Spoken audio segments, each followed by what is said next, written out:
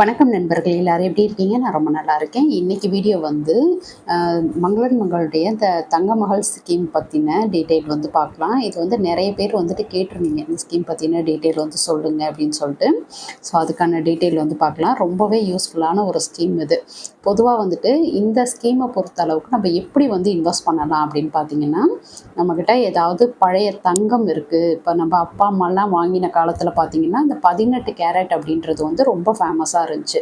ஆனால் இன்னைக்கு வந்துட்டு 18 கேரட் தங்கத்தை கொண்டு போயிட்டு நீங்கள் சேல் பண்ணீங்க அப்படின்றப்போ அதுக்கு வந்து ரீசேல் வேல்யூ வந்து அந்த அளவுக்கு இருக்காது. ஏன்னா அதோடைய தரம் வந்து ரொம்ப கம்மியாக இருக்குது.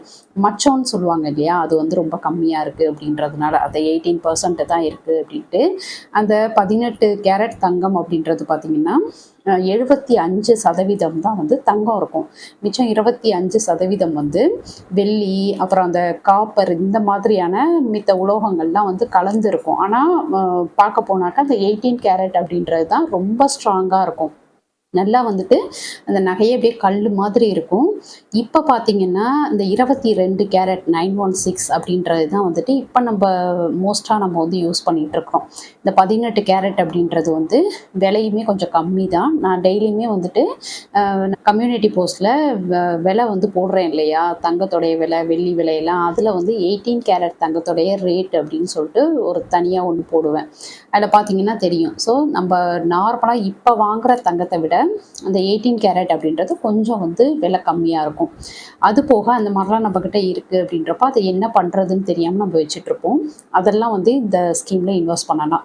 அதோட நமக்கு ஏதாவது ஒரு பல்காக ஒரு அமௌண்ட் வருது, ஏதோ ஒரு இடம் விற்றோம், இல்லை பசங்களுக்கு வந்து கல்யாணம் பண்ணணும், நான் வந்து ஒரு குறிப்பிட்ட அளவுக்கு ஒரு 10 லட்சம் 5 லட்சத்துக்கு வந்து தங்கம் வாங்கணும், நகையாக எடுக்கணும் அப்படின்ற மாதிரிலாம் பிளான் பண்ணுறவங்க. அதுக்கடுத்து வந்து நிறைய பேத்துக்கு வந்து அந்த ஏலச்சீட்டு போடுற பழக்கம் வந்து இருக்கும். அந்த மாதிரி உள்ளவங்க பார்த்தீங்கன்னா பல்காக ஒரு அமௌண்ட் கையில் வர்றப்போ அதை எடுத்துகிட்டு போய் உடனேயுமே வந்து தங்கம் என் நகை வந்து வாங்குவாங்க. அந்த மாதிரி வாங்குறப்ப என்ன வந்து நமக்கு ப்ராப்ளம் ஆகும்னா, நிறைய செய்கூலி சேதாரம் கொடுக்கறது மாதிரி இருக்கும், ப்ளஸ் ஜிஎஸ்டி கட்டுறது மாதிரி இருக்கும். நம்ம அதை வந்து அந்த செய்கூலி சேதாரம் ஜிஎஸ்டின்றதை வந்து அந்த விஷயத்துல இருந்து நம்மள பணத்தை வந்து சேவ் பண்ணிக்கிறதுக்கு இந்த ஸ்கீம் வந்து உங்களுக்கு யூஸ்ஃபுல்லாக இருக்கும். இது வந்து மங்களன் மங்களில் மட்டும் கிடையாது, நிறைய ஷாப்பில் வந்து இருக்குது. நீங்கள் கேட்டு பார்த்தீங்க, விசாரித்து பார்த்தீங்கன்னா தெரியும். உங்கள் சைடு நிறைய ஊர்களில் இருந்து பார்க்குறீங்க இல்லையா, உங்கள் ஊர் சைடு வந்து இந்த மாதிரி ஒன் டைம் இன்வெஸ்ட்மெண்ட்டு வந்து இருக்கா, ஒரு டைமாக கொண்டு போயிட்டு கட்டிட்டு அதுக்கு செய்கூலி சேதாரம் அந்த ஜிஎஸ்டி எல்லாம் இல்லாமல் வாங்குறது, அந்த மாதிரி ஏதாவது ஸ்கீம் இருக்கான்னு சொல்லி விசாரித்து பார்த்துட்டு நம்மளுடைய பணத்தை வந்து இன்வெஸ்ட் பண்ணுறோம் அப்படின்றப்போ நிறைய அந்த செய்கூலி சேதாரம்ன்றதுலாம் நம்ம தப்பிச்சுக்கலாம். இல்லைன்னா பல்காக அதுக்கே ஒரு அமௌண்ட் வந்து எடுத்து வைக்கணும். இப்போ ரீசெண்டாக நான் ஒரு கிராம் கிட்ட இந்த ஸ்கீமில் வந்து இன்வெஸ்ட் பண்ணேன். இது மாதிரி மினிமமாக எவ்வளோ அமௌண்ட்லேருந்து நம்ம வந்து இன்வெஸ்ட் பண்ணலாம், அதுக்கடுத்து இதில் வந்து என்னென்ன நமக்கு பெனிஃபிட் இருக்குது, இதில் நிறைய இந்த ஒவ்வொரு மந்த்துக்கும் வந்து ஒவ்வொரு பெனிஃபிட் கொடுத்துருக்காங்க. ஸோ இது பார்த்திங்கன்னா டீட்டெயில் ஃபுல்லாகவே இதை வந்து பேப்பரை காட்டியே உங்களுக்கு வந்து நான் எக்ஸ்பிளைன் பண்ணுறேன். ஃபஸ்ட்டு பார்த்தீங்கன்னா மினிமம் வந்து 10,000 நம்ம வந்து கட்டலாம். மினிமம் 10,000 ரூபாயிலேருந்து இந்த ஸ்கீம் வந்து ஸ்டார்ட் பண்ணலாம். மேக்ஸிமம் நீங்கள் எவ்வளோ வேணால் கட்டிக்கலாம். அதே மாதிரி பழைய தங்கம், நம்மக்கிட்ட இருக்கக்கூடிய பழைய தங்கம், பழைய வெள்ளி பொருட்கள், இந்த மாதிரிலாம் கொடுத்து கூட அதை வந்து நம்ம இந்த ஸ்கீமில் வந்து ஜாயின் பண்ணிக்க முடியும். இப்போ பழைய தங்கம் வெள்ளியெல்லாம் கொடுக்குறோன்னா அதை வந்து எப்படி கால்குலேட் பண்ணுவாங்க அப்படின்னு பார்த்தீங்கன்னா, இந்த பழைய தங்கம் அப்படின்றப்ப அதை வந்து உருக்கிடுவாங்க.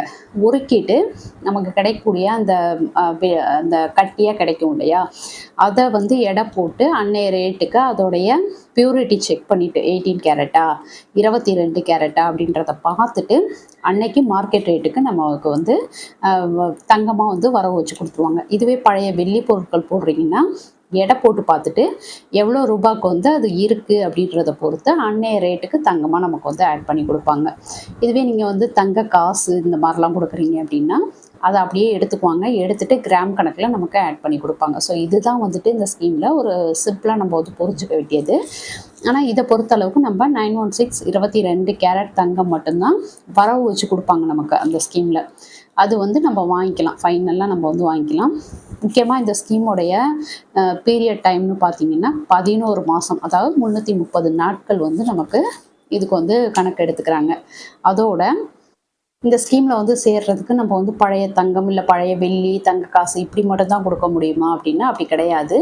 நம்ம கேஷாக கூட கொடுக்கலாம். அமௌண்ட்டாக கொடுத்து ஜாயின் பண்ணிக்கலாம். இல்லை டெபிட் கார்டு இருக்குன்னா அது மூலமாக பே பண்ணிக்கலாம். கிரெடிட் கார்டு இருக்குன்னா அது மூலமாக இப்போ நிறைய பேத்துக்கு வந்து கிரெடிட் கார்டு யூஸ் பண்ணுற பழக்கம் இருக்கும்.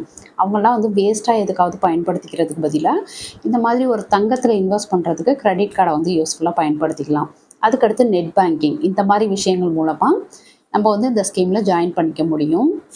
அதுக்கடுத்து இதில் ஒரு சில விஷயங்கள்லாம் வந்து சொல்லியிருக்கிறாங்க. இப்போ 6 மாதத்துக்கு முன்னாடியே வந்து இந்த ஸ்கீமை முடிச்சுக்கிட்டோம் அப்படின்னா அதுக்கு வந்து என்ன பெனிஃபிட் நமக்கு கிடைக்கும் அப்படின்றது மாதிரியெல்லாம் சொல்லியிருக்கிறாங்க. அதெல்லாம் உங்களுக்கு நான் எக்ஸ்பிளைன் பண்ணுறேன்.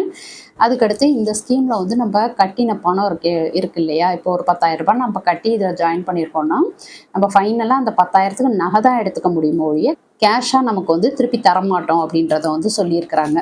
அதுக்கடுத்து அந்த ஃபஸ்ட்டு டைம் நம்ம சேர்றப்போ எவ்வளோ எடை வந்து நம்மளுக்கு அதில் போட்டு கொடுத்தாங்களோ அந்த எடைக்கு மட்டும்தான் செய்கூலி சேதாரம்லாம் கிடையாது, ஜிஎஸ்டி எல்லாம் கிடையாது. மித்தபடி கல்கிரயம், இப்போ கல் வச்ச நகையெல்லாம் எடுக்கிறோன்னா அதுக்கான அந்த அமௌண்ட்டு, ஹால்மார்க் சார்ஜ் எல்லாம் வந்து நம்ம தான் கொடுக்கணும் அப்படின்றது மாதிரி சொல்லியிருக்கிறாங்க. அது இதிலேருந்து நம்ம தெரிஞ்சுக்க வேண்டியது என்னென்னா, வெறும் நகையாக எடுத்துக்கிறது நமக்கு லாபமாக இருக்கும். இந்த கல் வச்சது மாதிரியான நகையெல்லாம் எடுத்தோம் அப்படின்றப்போ நமக்கு வந்து நஷ்டம் தான் ஆகும். ஏன்னா கல்லுக்கான அந்த அமௌண்ட் எல்லாம் கொடுக்கணும் அப்படின்றதுனால. அதுக்கடுத்து இந்த ஸ்கீமில் வந்து நம்ம ஜாயின் பண்ணிவிட்டு ஒரு நகை வந்து ஃபைனலாக வாங்கிடுறோம் அப்படின்னா அந்த நகையுடைய டிசைன் வந்து எனக்கு பிடிக்கல, அப்போதைக்கு நான் எடுத்துகிட்டு போயிட்டேன் ஆனால் எனக்கு பிடிக்கல அப்படின்றப்போ நம்ம அதை வந்து யூஸ் பண்ணாமல் ஒரு 3 நாளைக்குள்ளே கொண்டுட்டு வந்து திரும்ப மாற்றிக்கலாம், வேறு டிசைன் வந்து மாற்றிக்கலாம். ஆனால் அதே சேதாரம் செய்கூலியில் தான் எடுக்கணும் அப்படின்றது மாதிரி வந்து மென்ஷன் பண்ணியிருக்கிறாங்க. அதுக்கடுத்து நீங்கள் வந்து நிறைய இப்போ கிராம் வந்து இந்த ஸ்கீமில் ஜாயின் பண்ணியிருக்கீங்க ஃபஸ்ட்டு டைமாக கட்டி அப்படின்றப்போ நிறைய விதமான அதாவது பல விதமான சேதாரத்தை நகைகள் எடுக்கிறீங்க. இப்போ ஒரு செயின் எடுக்கிறப்போ அதுக்கு ஒரு செய்கூலி சேதாரம் போடுவாங்க, ஒரு தோடு எடுக்கிறீங்கன்னா அதுக்கு ஒரு பர்சன்டேஜ் போடுவாங்க, ஒரு மோதிரம் எடுக்கிறீங்கன்னா அதுக்கு ஒன்று. அப்போ இது எல்லாமே வந்து தனித்தனியான ஒரு செய்கூலி சேதாரத்தில் இருக்கும். அது எல்லாத்தையும் வந்து கால்குலேட் பண்ணி நமக்கு ஆவரேஜ் ரேட்டாக வந்து கணக்கு பண்ணி சேதாரம் கணக்கிடப்படும் அப்படின்றத வந்து சொல்லியிருக்கிறாங்க. அப்போ ஒரே நகையாக நம்ம எடுத்துக்கிட்டோம் அப்படின்றப்போ நமக்கு வந்து இது யூஸ்ஃபுல்லாக இருக்கும். பலதரப்பட்ட நகைகள் வேறு நகைகள் வந்து எடுக்கிறப்போ அதுக்கான செய்கூலி சேதாரம் வந்து தனித்தனியாக கால்குலேட் பண்ணிவிட்டு ஆவரேஜ் ரேட் ஒன்று போடுவோன்னு இருக்காங்க. ஸோ நம்ம ஒரே நகையாக எடுத்துக்கிறது தான் இது வந்து லாபமாக இருக்கும். அதுக்கடுத்து இந்த ஸ்கீமில் சேர்றவங்க வந்து பேன் கார்டு இல்லை ஆதார் கார்டு வந்து ஏதாவது ஒன்று வந்து கொடுக்கணும், மொபைல் நம்பர் வந்து கொடுக்கணும் அப்படின்றது மாதிரிலாம் சொல்லியிருக்கிறாங்க. ஸோ இதெல்லாம் வந்து நம்ம பர்மனெண்ட்டாக வச்சுருக்கக்கூடிய மொபைல் நம்பராக கொடுத்துக்கணும். அதே மாதிரி இந்த ஸ்கீமில் சேர்றவங்க தான் வந்துட்டு அதாவது இப்போ நம்ம வந்து சைன் பண்ணி இந்த ஸ்கீமில் சேர்ந்துருக்கோம் அப்படின்னா ஃபைனலாக முடிக்கிறப்பவும் அவங்க தான் வந்து சைன் பண்ணி முடிச்சுக்கணும் அப்படின்றது மாதிரி சொல்லியிருக்கிறாங்க. ஓடிபி நம்ம மொபைல் நம்பருக்கு ஓடிபி கொடுத்து அது மூலமாக சரிபார்க்கப்படும் அப்படின்றதையுமே வந்து சொல்லியிருக்கிறாங்க. ஸோ இவ்வளோ டீட்டெயில் வந்து கொடுத்துருக்குறாங்க. காலையில் 9:30 மணிலேருந்து நைட்டு 8:30 மணிக்குள்ளே வந்து இந்த ஸ்கீமுக்கான நகைகள் வந்து வாங்கிக்கலாம் அப்படின்றதையுமே வந்து சொல்லியிருக்கிறாங்க. இதில் வந்து ஃபோன் நம்பர் வந்து கொடுத்துருக்காங்க பாருங்கள், சீட்டு பிரிவுடைய ஃபோன் நம்பர், அதுக்கடுத்து வந்து நகை சீட்டு அந்த நகைக்கடையோடைய ஃபோன் நம்பர் இதெல்லாம் கொடுத்துருக்குறாங்க. இது வந்து பார்த்து வச்சுக்கோங்க. உங்களுக்கு ஏதாவது மேபி டவுட்டு இருந்தது அப்படின்னா நீங்கள் கால் பண்ணி கூட நீங்கள் கேட்டுக்கலாம், உங்களுக்கான டவுட் என்னென்ன அப்படின்றது. ஸோ அவங்க வந்து கிளாரிஃபை பண்ணுறதுப்போ உங்களுக்கு கொஞ்சம் நம்பிக்கையும் வரும் இல்லையா, அதுக்காக சொல்கிறேன். இப்போ இடையிலேயே இந்த ஸ்கீம் வந்து முடிக்கிறோம் அப்படின்னா அதுக்கான பெனிஃபிட் என்னென்னன்றதை வந்து பார்க்கலாம். இப்போ 6 மாதத்துலேயே வந்து எனக்கு நகை வேணும் அப்படின்றப்போ நம்ம வந்து ஸ்கீமை முடிச்சுக்கிறோம் அப்படின்னா 6 மாதத்துக்குள்ளே முடிச்சுக்கிறப்போ 6% வரைக்கும் சேதாரம் உள்ள நகைகள் தான் வாங்கிக்க முடியும் அப்படின்றது மாதிரி சொல்லியிருக்கிறாங்க. 6%க்கு என்ன சேதாரம் இருக்க நகையோ அதை வாங்கிக்கலாம். ஜிஎஸ்டி வந்து நீங்கள் தான் கொடுக்கணும், அதாவது வாடிக்கையாளர்கள் தான் கட்டணும். ஏன்னா இடையிலேயே நம்ம வந்து எடுக்கிறோம் இல்லையா, அதனால். அதுக்கடுத்து 7வது மாதம் முடிக்கிறோம் அப்படின்னா 7% வரைக்கும் சேதாரம் உள்ள தங்க நகைகள் வந்து நம்ம சூஸ் பண்ணிக்கலாம். ஒருவேளை நீங்கள் 8% அப்படின்னு எடுக்கிறீங்கன்னா அந்த மிச்சம் இருக்க 1% இருக்கு இல்லையா, அதுக்கு வந்து நம்ம கட்டுறது மாதிரி இருக்கும். ஏன்னா இவங்க 7% வரைக்கும் தான் கொடுக்க மாட்டோம், செய்கூலி சேதாரம் தேவையில்லைன்னு சொல்லியிருக்கிறாங்க. நம்ம 8%ல் எடுக்கிறோன்னா அந்த மிச்சம் இருக்க 1%க்கு நம்ம தான் கட்டுறது மாதிரி இருக்கும். ஜிஎஸ்டிக்கு நம்ம தான் கொடுக்கணும்னு சொல்லியிருக்கிறாங்க. அதுக்கடுத்து 8வது மாதம் வந்து நீங்கள் இந்த ஸ்கீமை வந்து பாதியிலே நிறுத்தி எடுத்துக்கிறீங்கன்னா 8% வரைக்கும் உள்ள சேதாரம் உள்ள நகைகள் வந்து எடுத்துக்கலாம். ஜிஎஸ்டியும் நம்ம தான் கட்டணும். அதுக்கடுத்து 9வது மாதம் வந்து முடிச்சுட்டு எடுக்கிறோம் அப்படின்னா 9% வரைக்கும் உள்ள சேதாரம் உள்ள நகைகள் வந்து சூஸ் பண்ணிக்கலாம். அதுக்கடுத்து ஜிஎஸ்டி நம்ம தான் பே பண்ணணும்.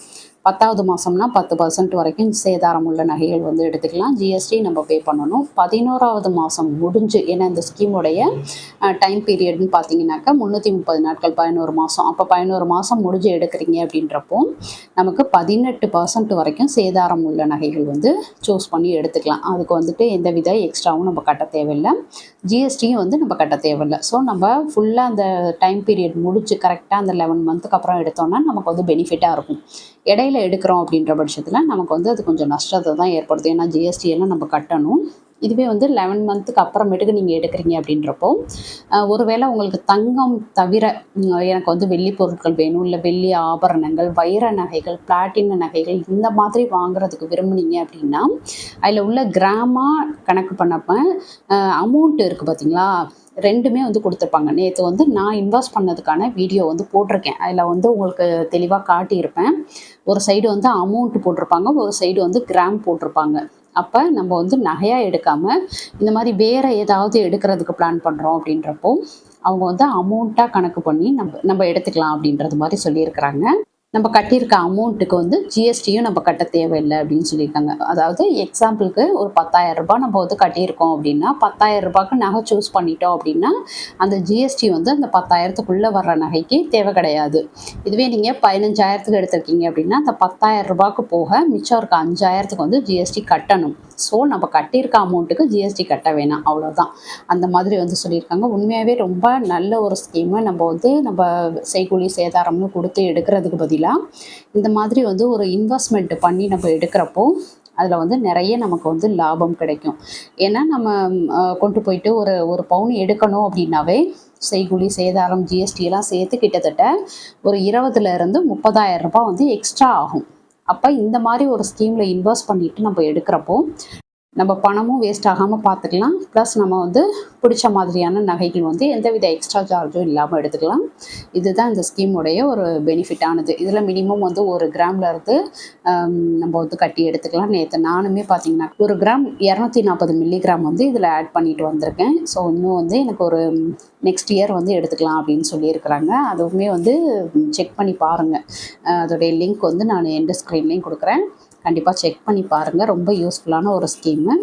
இப்போ இந்த ஸ்கீம் பொறுத்த அளவுக்கு ஆன்லைன்லாம் வந்து சேர முடியாது. நம்ம வந்து நேரில் வந்துட்டு தான் வந்து இந்த ஸ்கீமில் ஜாயின் பண்ணிக்க முடியும். அதே மாதிரி நேரில் வந்துட்டு தான் நம்ம வந்து நகையுமே வாங்கிக்க முடியும். ஆன்லைன் பர்ச்சேஸும் கிடையாது, ஆன்லைனில் வந்து இந்த ஸ்கீம் ஜாயின் பண்ணுறதும் கிடையாது.